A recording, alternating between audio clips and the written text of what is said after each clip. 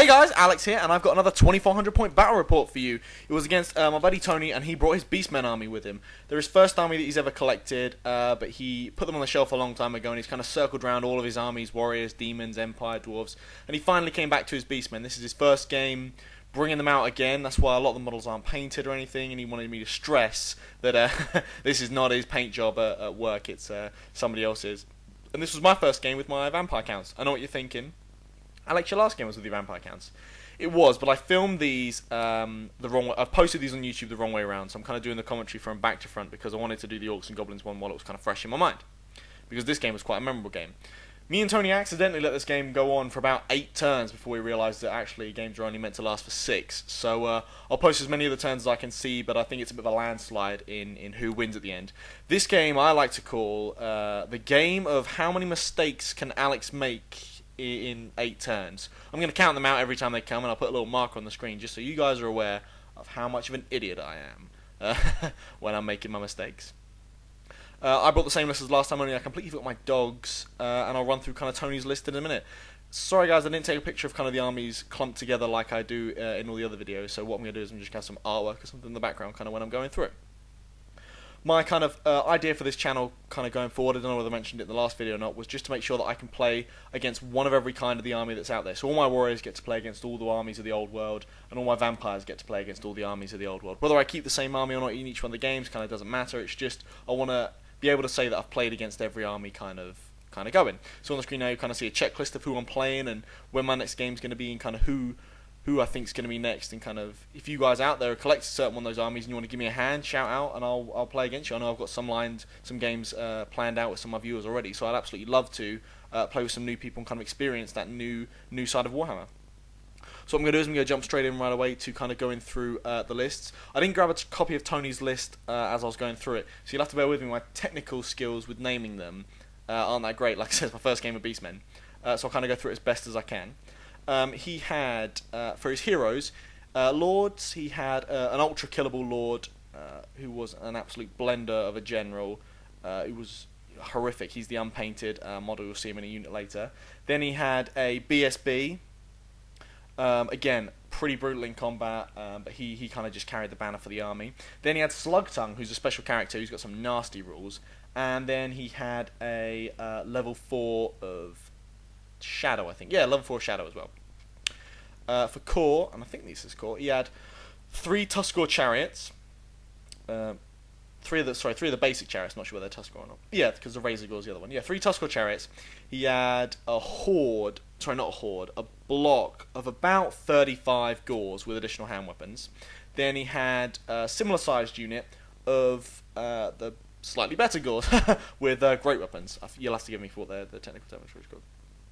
Then he had a unit of 10 Centaurs, a Gorgon, the combat one, not a Cygor, a Gorgon, and then he had a unit of 9 Harpies. Again, this is kind of just the starting blocks for his army. These aren't necessarily the models that he wants to play with. It's not meta competitive, but he seems to, wants to get back on the game playing as quickly as possible. I was happy to oblige him with kind of whatever army I brought. I brought the same army that I brought last time. 10 of my Hex Wraiths, Soul Stealers. I've got 50 zombies, my Scroll Caddy Hemler, my Terrorgeist, 40 Crypt Ghouls, I've got my level 4 Death, I've got my Tomb Banshee, got my General Lord, Mortis Engine, 6 Crypt Horrors, and that's it, because I completely forgot that I've got 2 units of dogs, and I forgot to bring them with me. With regards to spells, guys, I got the same spells as I got in my last one, basically. I just rolled enough that I could double pick, so I got Fate of Boona, Soul Blight, Spirit Leech and Doom and Darkness. Then I got Invocation for my General, and I traded out for Van Hell's and Invocation on my other guy, because Van Hell's is a sick spell to have. I can't ever justify kind of not taking it. Then we go on to all the spells that Tony's got. He's got a level 1 hidden in there somewhere who knows the signature spell for the Law of Beasts. He's got his level 4, who knows Pit of Shades, Withering, Miasma and Mindrazor. And then he's got a level 2, Slugtongue I think is the level 2 he's got, who's got Beastal Surge and Mantle of Gorok. Pretty interesting spells. I mean, I had to read through these Beastmen spells because I think they're fantastic the way that they laid out, and the spells are really balanced. I don't think there's any that are too powered at all. Crack on with kind of deployment. This is his left flank. He's got his chariot, then his block very deep of the additional hand weapon Gores with his level 2, I want to say, in there. Then he's got, but not Slug Tongue, so it must be his level 1. Then he's got his bigger unit of great weapon wielding beasts with his BSB, his heroes kind of next to them, and then Slug Tongue's in the front rank somewhere as well. Then he's got 2 more chariots the other side of the building, 10 Centaurs, which are just fantastic models. I wanted to use them for my Marauder Horseman, but then I realised Marauder Horseman is shit, and no one plays them. Then he's got his Gorgon over there, and he's got his 9 Harpies. This is my deployment. I've got my Hex Wraiths kind of on the hill over here. Got my zombie bus, if you will, over there, my level 2 in it. Got my Mortis Engine kind of surrounded with my Terrorgeist. Left enough room for them to go the right way, which is good. Got my Cryptoras, unit of Ghouls, and all my heroes are kind of sitting there as well. And then there's nothing on my right flank. I didn't bunk anything down there. Asked me if any Vanguard. I thought the Centaurs would Vanguard. They look like the kind of mean things that would. I moved my Hex Race up, and this is the point, guys, when I realised I was missing some other units, because normally I'm meant to be shoving dogs in people's faces at this point, and I completely forgot about it. Tony out-deployed me, so we'll go straight to Beastmen turn 1. But before we do Beastmen turn 1, Tony run the rolls to go for Beastmen turn 1, but then before anything moves, Slug Tongue has this magic ability, which basically means everyone in 36 inches at the beginning of the game rolls a dice, and they roll a d6. And if a 1, 2, or 3, nothing happens. On a 4 or 5, they take d3 wounds, and on a 6, they take d6 wounds with no armor save, so just a ward if you've got one. Tony, I'll level with you guys. During the day when I was at work, Tony was texting me and psyching me out about all the amazing things that Beastmen have, because he knew I'd never played them before. He bigged this spell up to the max, so when it actually happens, it was a bit of a relief compared to what I thought it was going to be. Now, if you're like me, a bit of a pessimist, I bet you can work out the 2 models that took the bigger hits from Slug Tongue. You guessed it, guys. The Mortis Engine took 2 wounds. The Terrorgeist took 5 wounds. Oh my god. When I picked up that dice and rolled a 6 for my Terrorgeist, and then for the wounds, my bummer was going like a little rabbit's nose. I could not bear to lose my Terrorgeist turn 1. Luckily, he had 1 wound left, but he is only limping forward at this point. His scream is now a whisper compared to anything else. And my Hex Race took 2 casualties as well. We couldn't decide completely whether it was magical or not. We just let him. We just kind of went with it in the end. Let's go to Beastman turn 1. His Harpies kind of moved up down here. His Gorgon trundled forward. Centaurs and stuff kind of all edged forward a little bit, all kind of baiting me out. His big blocker unit kind of stayed out a little bit. He didn't really want to get them too close. Ungor Horde kind of came forward, and his chariot kind of came across as well. Nothing big to speak of, and that's kind of where it came. I mean, I've never played Beastmen before, so I'm just going to go at him hard, and I think the last time Tony played Beastmen, he came at his players hard, so I think it was just a case of trying to get in there as quickly as possible. We went to shooting. Beastmen don't have any shooting, which I was surprised about. I thought he was going to bring that stone thrower giant in the backhand corner. Sorry, I skipped Magic Phase. The Magic Phase was a 2 and a 2, so 4 dice, but we both channeled, so 5 and a 3. He tried to cast Pit of Shades on the Hex Wraiths. He got a fantastic roll for it, and I was scared at that point, so I just scrolled it. I always scroll preemptively, but you know, I can't save it forever and risk losing it at the end of the game. So I threw it at that spell, got rid of it straight away. He tried to cast his Beastal Surge, but failed to cast it in the end. So that was it. You'll notice in this video, guys, the turns are ridiculously short. Me and Tony have missed out an entire phase of shooting, basically, between us. And towards the end, the phase is just combat, combat, combat, combat. The magic was appalling this game. So we got a Vampire Count's turn 1. My Hex Race charged on the side of that unit. I reckon I can do some damage there. This was mistake number 1. If you look at that unit already, it's got a banner in 3 ranks, and I've only got charge and side, so I need to kill 3 guys to draw combat at this point. And you know that unit's going nowhere because it's got the BSB range at the back. I knew that chariot was going to come there, but for some reason I thought in my wildest dreams I could break the chariot before it even got there. So that was mistake number 1. My Terrorgeist moves up in the front. He's ready to scream at that unit, ready to do some damage. Just remember they're in combat. That'll be mistake number 2. I don't know why I moved him up in that position. I guess I'm just kind of saving him at this point. We moved my zombies up, put them at a bit of an angle in case he wants to risk some charges. The ghouls moved up. They're trying to tank it across the board as quickly as they can. The Mortis Engine's limping forward, and the Cryptoras have just kind of turned to receive a frontal charge from whichever one of those foes wants to come at me. That's kind of a shot of it going in. Literally, guys, it is going to be a slam battle fest. We're just going to punch it out at each other, kind of the way that I like Warhammer, the way it is. We go to the Magic Phase. It's a 4 and a 4. I end up with 9, and Tony ends up with 5. First thing I do is cast Doom and Darkness on that unit. This is the point when I realised that I can't scream in it, and I think Tony realised before me, so we just let it go. Threw my dice at Purple Sun, try and get it through his big unit at the back there, next to the building. He threw his scroll at it and dispelled it straight away, so I couldn't really do anything about that. We do have the shooting phase for screaming, but I mean I can't scream at anyone, so we just go straight to the combat phase. I kill some in combat. I think I peel a couple of guys off the back.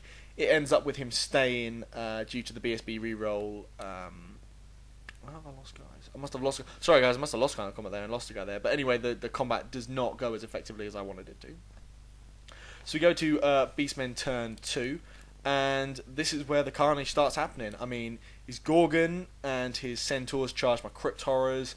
I do not want that fight to go down. I mean, I know I'm toughness 5, but Jesus, those guys look hard.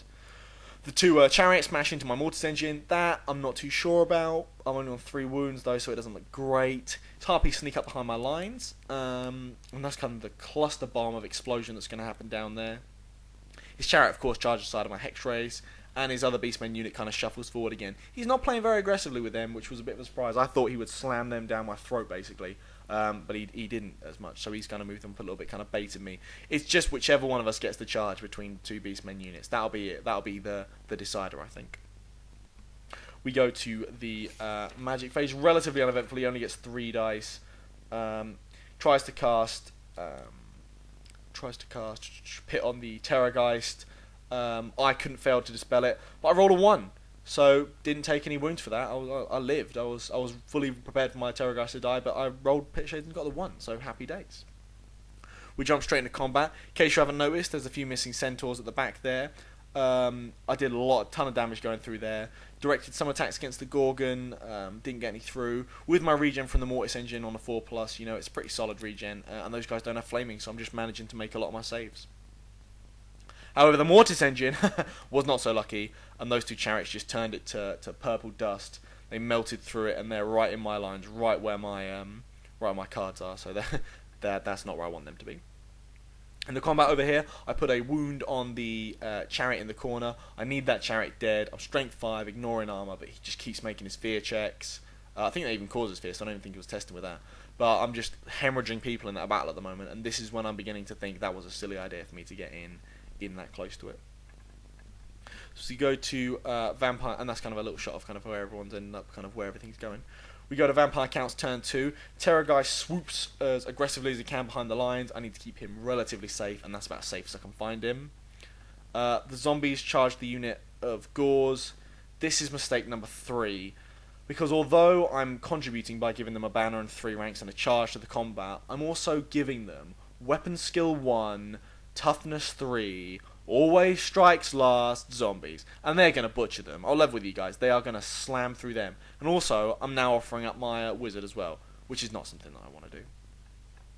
My unit of ghouls kind of moves up. I'm hoping at this point that he's going to charge my unit of zombies with his big unit, and then I can counter-charge because I can't break. But Tony's a smart kid. I don't think he's going to stop that. And then all my other units are locked in combat, so I mean I can't really do anything about that. It's just that that's where we are. I mean, the game is like this from now on out, guys. Everything I've got is locked in combat, so it's just a case of me getting to the other combats. We go to the magic phase. It's 5 and a 2. I get Purple Sun off. He goes straight through the unit there and kills, in case you haven't noticed, basically the entire back rank. I kill about 9 guys from that, and it's staying back there in his back lines, which is great. My Terrorgeist doesn't have 6 wounds for the record. I wish it had 6 wounds. But my next spell is Doom and Darkness on the same unit.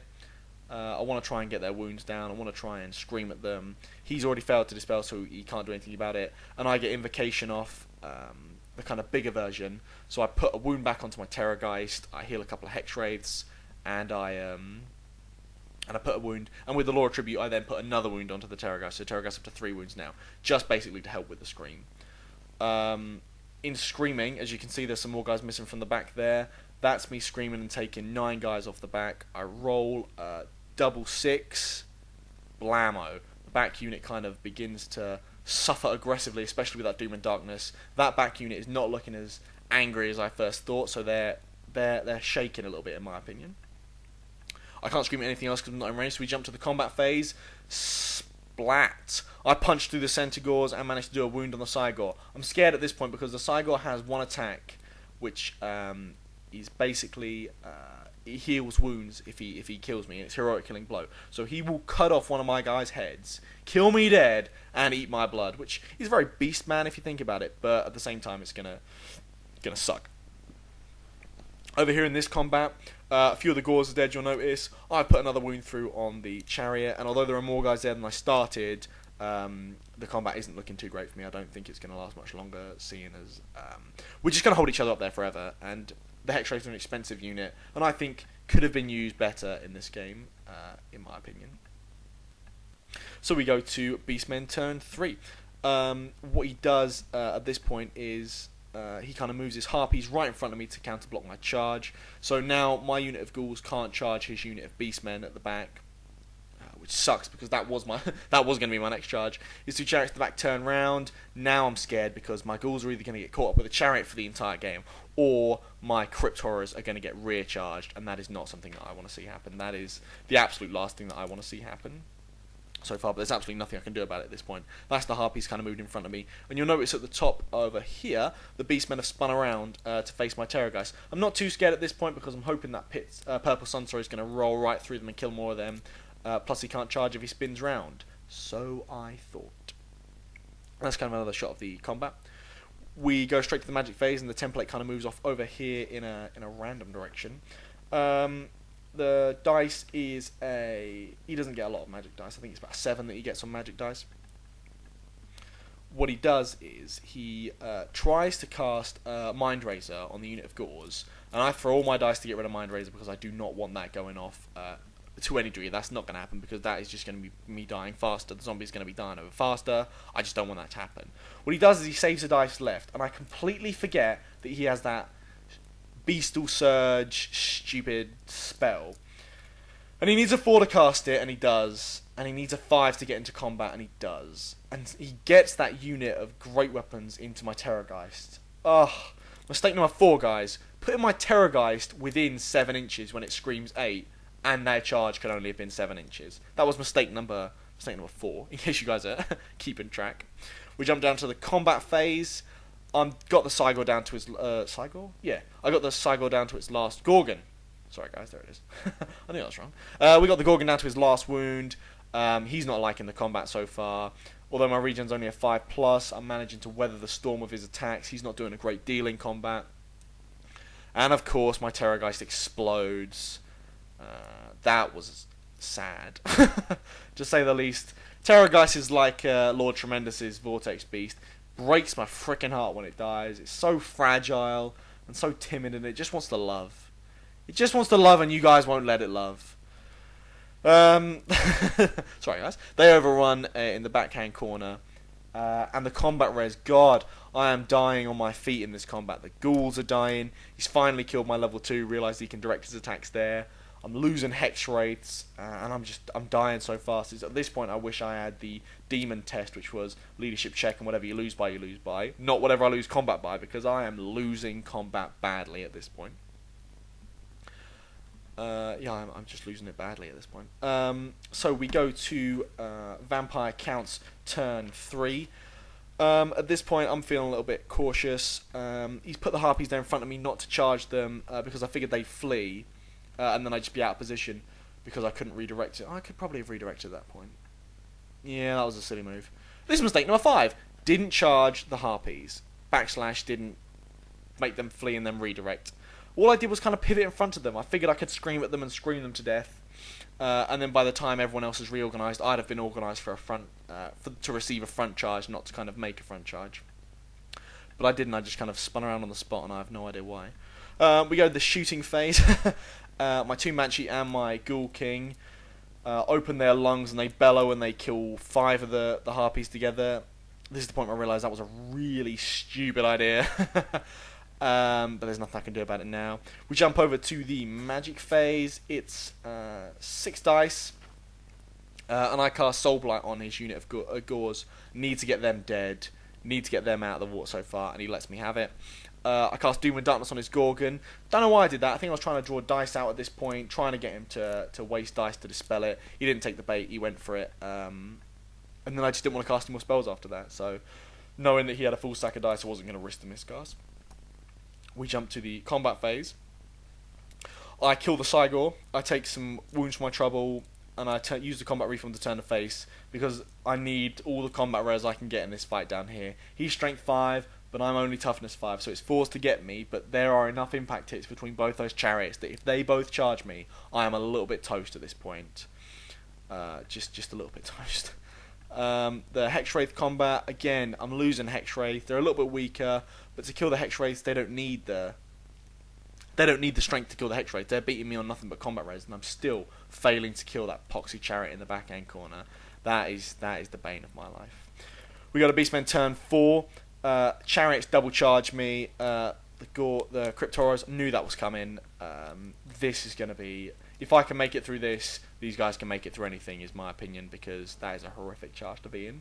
The Harpies move down the side again. We're playing High Elf Reaver Knights all over again.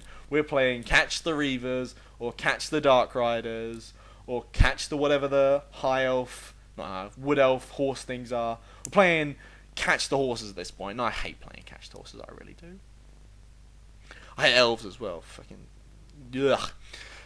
He spins his big buster unit people around. It's not looking as mean as it was before, but that is a formidable unit to hit. Triple character, and they're wielding great weapons. Not something I want to get in combat with.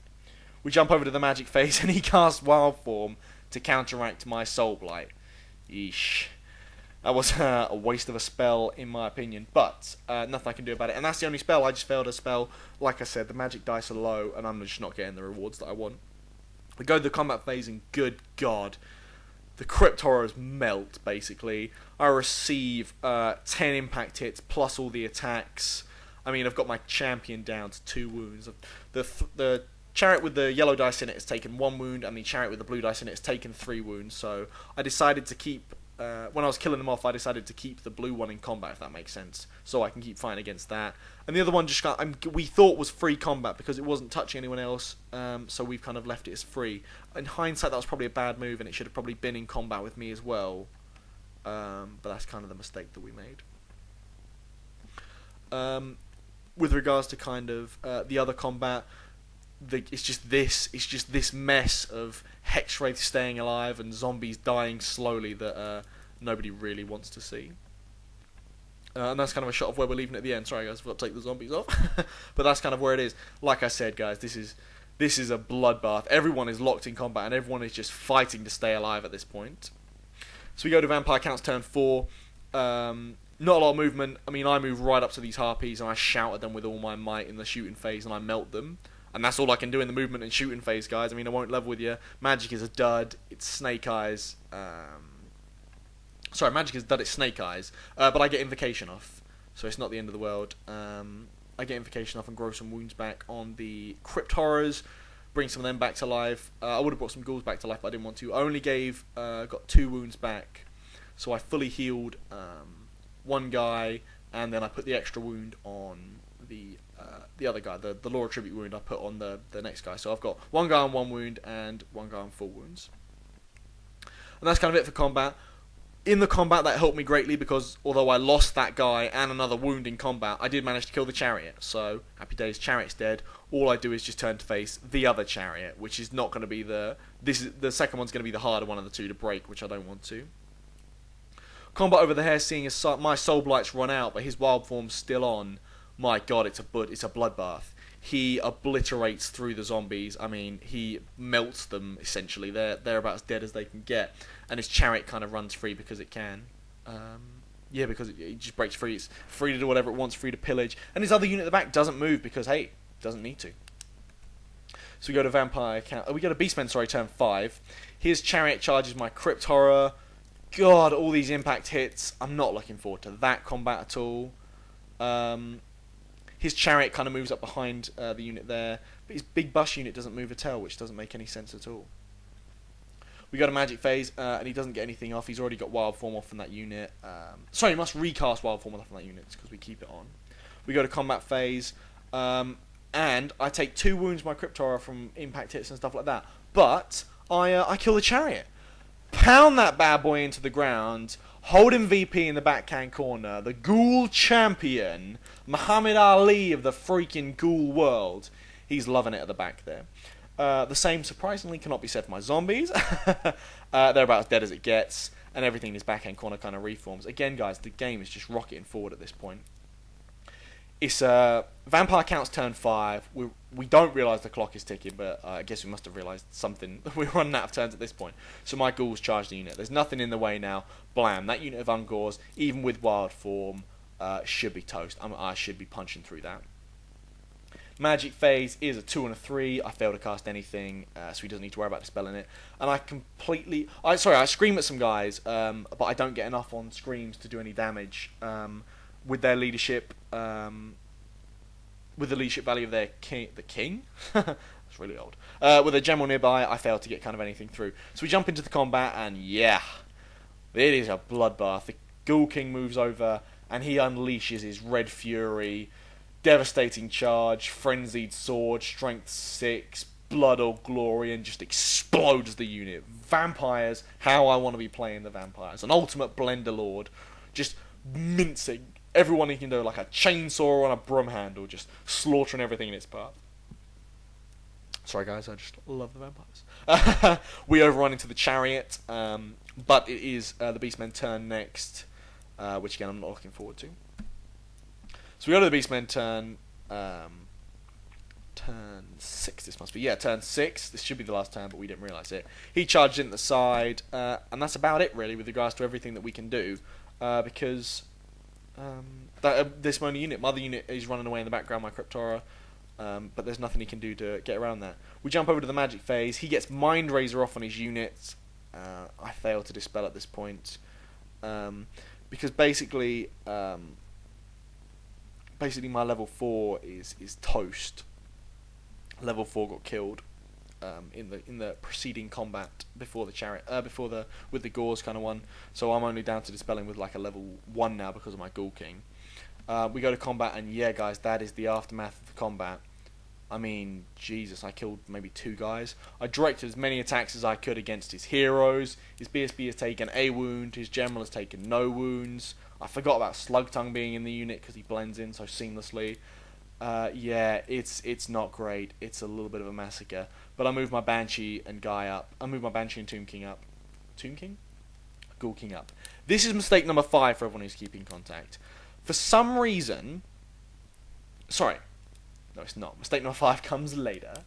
So we go to what should have been my last turn. Vampire counts turn 6.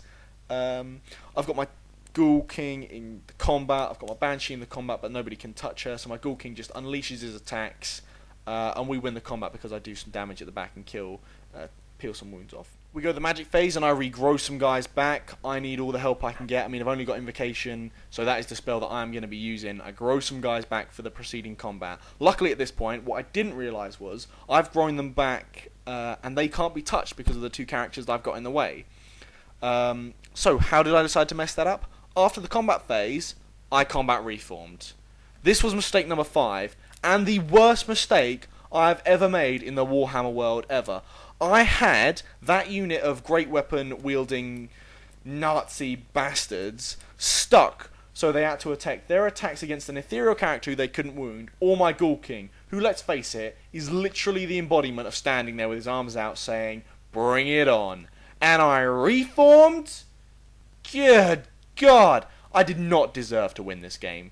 This is mistake number 5 and the worst one. Now all I've got is his great weapon wielding bastards in combat with my ghouls, which is what I don't want. We go to the magic phase again, and God, he gets Mind Razor off. This is where it starts going aggressively downhill. He gets Mind Razor off for the combat. He obliterates the unit. I mean, I'll show you the photo that I took, but it's just all the ghouls dead. It's just me lying on my back. It is just the game at this point. My Ghoul King managed to kill his general, but that's it. The generals killed each other. Sorry, the generals killed. I killed his general, but I lost on res. The entire unit's toast. I've got nothing left over here.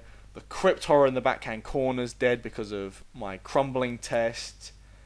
And that's it, guys, the game. He wins by a landslide because I had nothing left due to the crumbling rule, which is not what I wanted to see at all. Fantastic game, guys. Thanks for stopping by and watching. My next game is going to be against the Wood Elves, playing a slightly different tact. I'm trying to spice it up a little bit by not just playing 2,400 points all the time.